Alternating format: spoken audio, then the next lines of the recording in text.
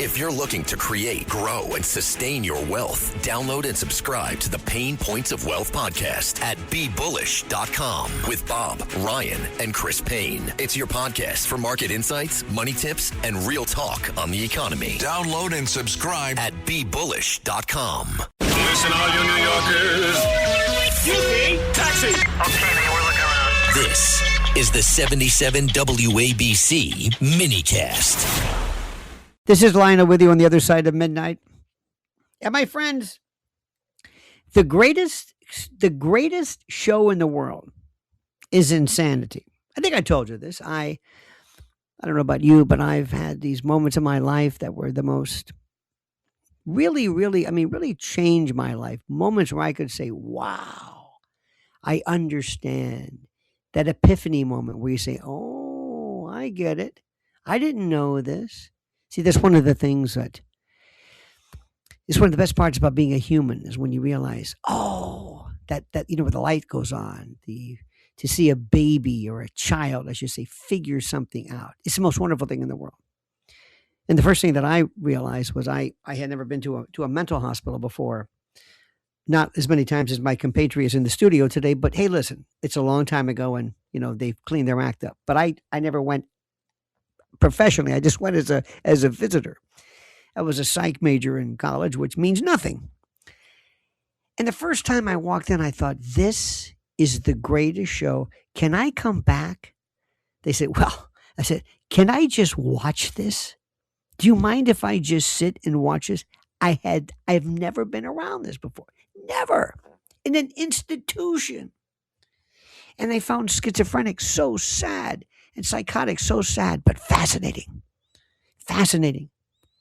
And on this teeter-totter, on this spectrum and continuum of crazy, what the Overton window, so to speak, is moving more and more to the left, because there used to be a demarcation of what's crazy and what's not. This is crazy and this is not. This is hospitalizable and this is not. Well, that's moved to the left, where more and more is considered acceptable. Let me tell you something. In the 20s, in the 30s, if you walked around and said, I identify as an onion ring, as a kumquat, as a woman, as a man, as a dog, as an alligator, as an ocelot, they would say, come with us. And they would always say, the guys in the white coat, the guys in the butterfly net, the straight jacket. We had these rather draconian views. But they would not brook this lunacy. They wouldn't say, hear me out. They would say, you're crazy.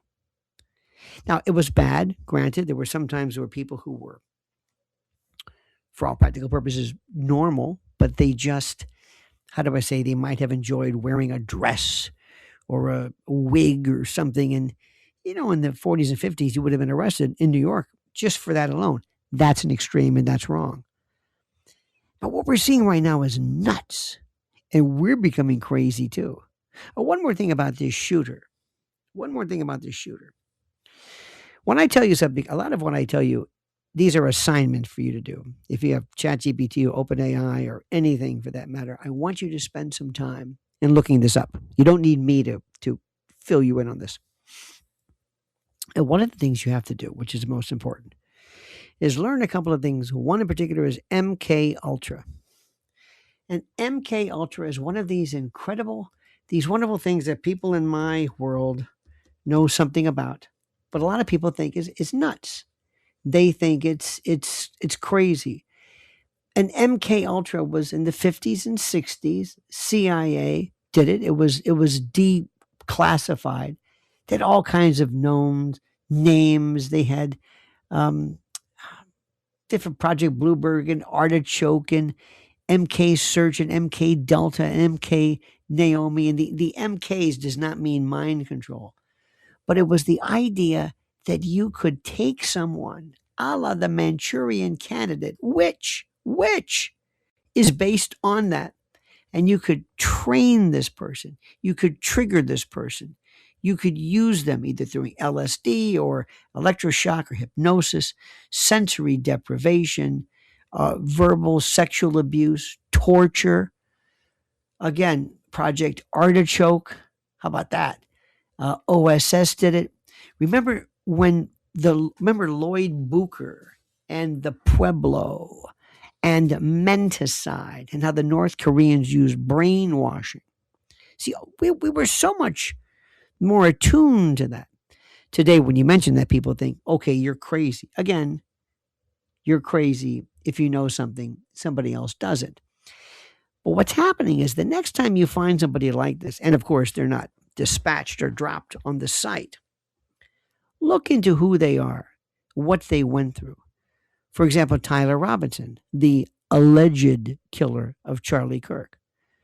Look at Mark David Chapman, the assassin of John Lennon, excuse me. Look at Sirhan or Sirhan, depends upon how you say it. Sirhan, the putative, the alleged assassin, lone assassin of Bobby Kennedy. It was most probably Thane Eugene Caesar, a name that any historian, anybody who spent 5 minutes on the subject knows, but most people don't. And in both of those cases, what always intrigued me was when they were found, what did they say? I don't remember this. I don't know why I'm here. I don't know. In fact, Sirhan said, I did what? You claim to have murdered him because you're Jordanian. What did he have to do with the Middle East? Doesn't matter. Mark David Chapman. Remember at the time what happened? Remember what John Lennon did? Remember how John Lennon embarrassed J. Edgar Hoover and the federal government when he beat the deportation case? Don't ever. I know you can do this. That's why I get to tell you now. See, if I told you this during the day on any other show, be honest, people would say, this guy's crazy. Really? Do you think I'm crazy? Be honest. I can take it. Do you think I'm making this up? And that's a very important thing to know, because I know people who think I'm crazy. And I said, well, let me show you the history of this. It's right here. It's declassified. And they still don't want to think it. And the reason is because, as Marshall McLuhan said, big lies are very hard to keep secret. Little lies are hard to keep secret. I just screwed that up. But big lies are easy because of our incredulity. See, nobody wants to think that this lunatic at Mar-a-Lago could have been programmed. Nobody wants to think that because it's so crazy, right? Who would believe it? So just keep that in the back of your mind. Rural Americans deserve access to the best of what our country has to offer, especially health care. Across every state, every community, America's rural hospitals are the first line of defense, protecting our families, neighbors, and loved ones. No matter where you live, hospital care doesn't clock out. They're there 24 hours a day, 7 days a week, 365 days a year. Each year, America's over 5,000 hospitals care for millions of patients, providing 24/7 emergency care, delivering babies, cancer treatments, and other life-saving care that patients rely on. Behind every one of those patients are doctors, nurses, and caregivers working tirelessly to keep people healthy and safe. Hospitals are our community's lifelines. They employ our neighbors and keep our families healthy. But now, some in Congress are threatening access to care. Tell Congress, protect patient care to keep America strong. Don't cut rural health care.